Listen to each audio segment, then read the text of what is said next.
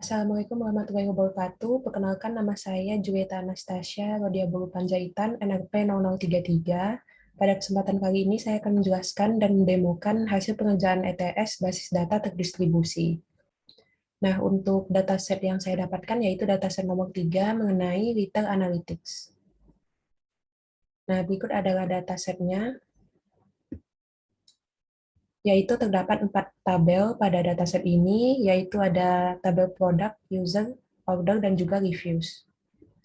Nah, hal pertama yang akan kita lakukan adalah ke AWS Console, dan di sana saya sudah membuat EC2-nya, yaitu ada 3 instance yang sekarang sudah running, yaitu ada koordinator, worker 1, dan juga worker 2. Nah, nanti untuk IP address-nya di sini akan kita kopas ke dalam Termius ini. Nah, di Termius tersebut kita sudah membuat host dengan nama dan jumlah instance yang sama, dengan yang kita buat di AWS Console-nya. Nah, ini adalah untuk koordinatornya. Ini IP address-nya yang tadi saya kopas dari sini. Begitu juga dengan worker 1 dan worker 2 sama. Ini adalah terminal yang terbentuk dari koordinator worker 1 dan worker 2.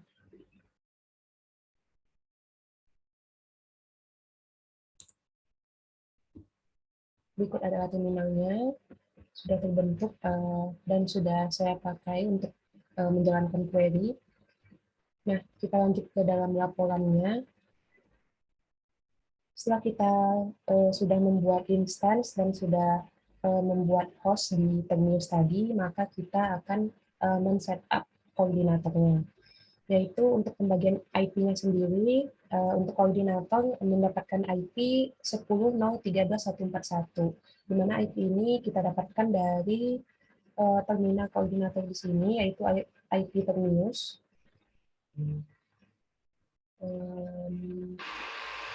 Ini adalah IP-nya, itu untuk IP koordinator, begitu juga untuk worker 1 dan worker 2. Nah, setup koordinatornya seperti biasa, dengan cara yang sama.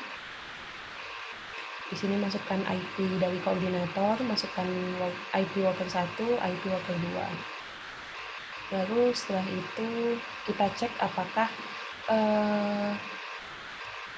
IP dari kedua worker tersebut sudah jalan. Dan berikut adalah namanya, nama IP-nya ada 249 itu milik worker 1, 149 milik worker 2. Ini adalah running tab terminalnya. Lalu kita create database sesuai format yang sudah ditentukan, yaitu retail_0033. Berikut adalah komennya, yaitu sudo min i min u, postgres get db, dan nama database. Nah, setelah kita create, dapat kita lihat di sini bahwa nama database kita sudah terbuat. Nah, sebelum masuk ke dalam database, kita akan menjalankan komen berikut, yang dimana kelima komen ini digunakan untuk mendapatkan data dari dataset kita, yang dimana pada file schema.sql ini berisikan data lihat tabel dari keempat tabel ini. Nah, langsung saja ke hasilnya, yaitu untuk file schema.sql sudah dapat kita lihat di sini keluar hasilnya berhasil di create tabel. Dan untuk kelima komen ini di belakangnya kita tambahkan, di belakang atau di akhirannya kita tambahkan query berikut agar data-data yang ada di link ini akan bisa masuk ke dalam database kita hasilnya. Nah, ini sudah berhasil create tabel, berarti tabelnya sudah terbuat di dalam database kita. Ini jika query di run tanpa sudo, berikut adalah hasilnya, hanya mengeluarkan output berupa query, isi query-nya saja. Nah, ini untuk tabel order, ini ada hasilnya. Lalu ini jika dijalankan tanpa sudo, cuma query-nya saja.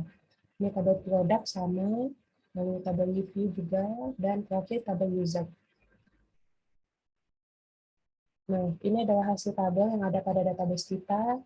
Dapat kita lihat di sini ada situs table, order, product, review, dan juga user. Nah, ini adalah jumlah datanya pada masing-masing tabel, yaitu untuk tabel user ada 2.500 data, untuk tabel order ada kurang lebih 19, hampir 19.000 data, lalu ada tabel produk sebanyak 200, dan tabel review sebanyak 1.112 data.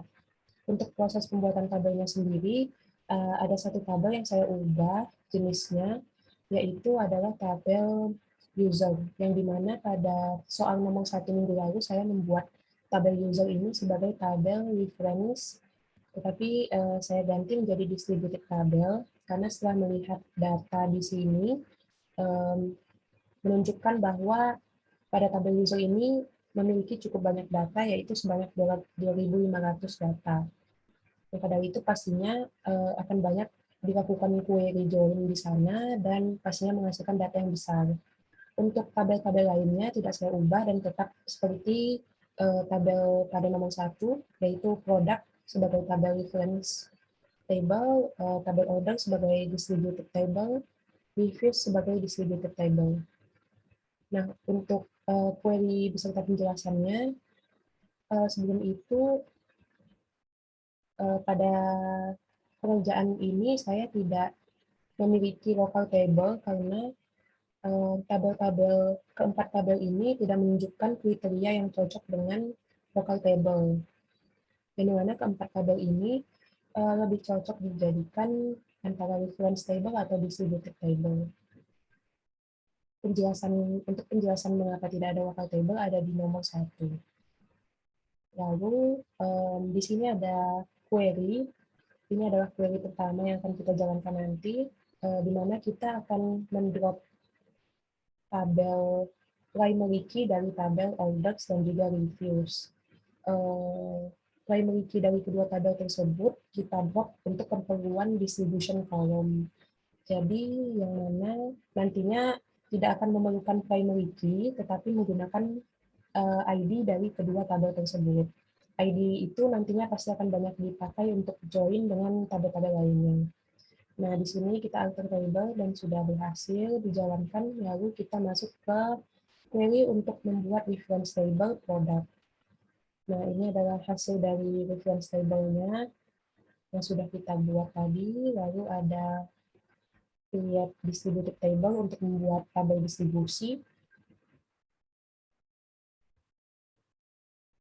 Ini untuk tabel distribusi user, lalu ini untuk tabel distribusi order, yang dimana di sini saya membuatnya collocate dengan tabel user. Mengapa? Karena di tabel orders ini dikolokasi dengan tabel user, karena pasti nantinya akan banyak dilakukan penggunaan join pada query-query nantinya. Mengingat bahwa setiap user pastinya akan ada melakukan order. Lalu terakhir adalah create distributed table untuk tabel reviews. Nah, pada tabel reviews ini tidak menggunakan primary key-nya karena tadi sudah kita drop, tetapi kita akan menggunakan product ID-nya. Karena nantinya ini pasti akan sering dilakukan join juga, semisal user ingin memberikan review terhadap produk, maka kita bisa memanggil product ID saja untuk dilakukan review. Seperti nanti contohnya akan terlihat pada query yang saya buat. Nah, ini terakhir adalah select from situs table untuk melihat hasil dari distributed dan reference table yang sudah kita buat, yaitu order sebagai distributed, product sebagai reference, serta reviews dan user sebagai distributed table.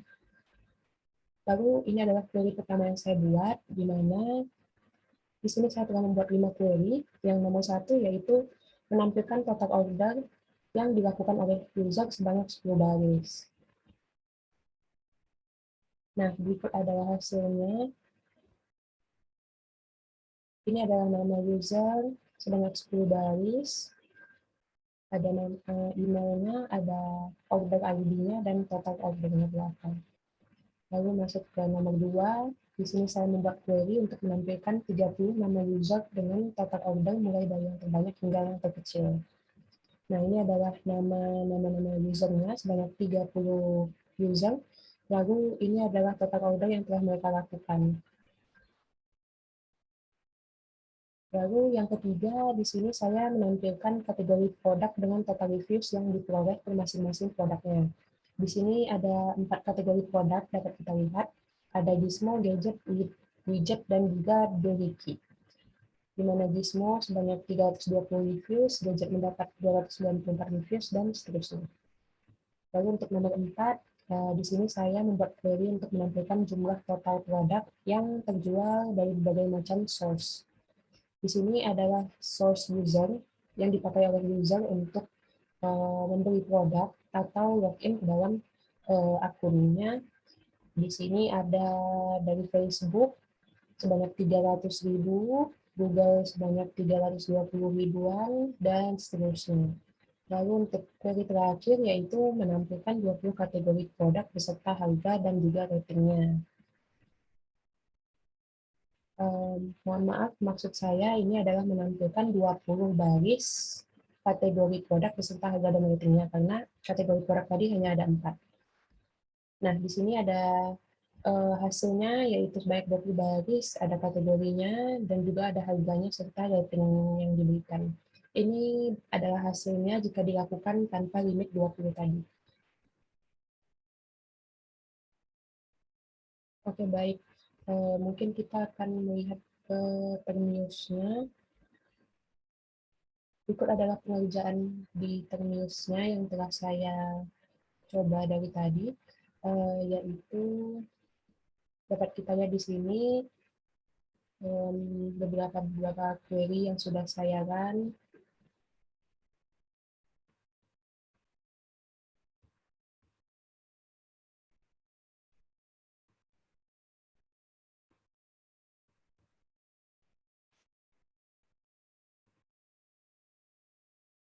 Oke, baik, mungkin itu saja dari saya. Lebih kurangnya mohon dimaafkan apabila ada kesalahan ataupun kekurangan dalam penjelasan maupun pengerjaan ETS saya. Mohon dimaklumi dan dimaafkan. Terima kasih banyak atas perhatiannya. Wassalamualaikum warahmatullahi wabarakatuh.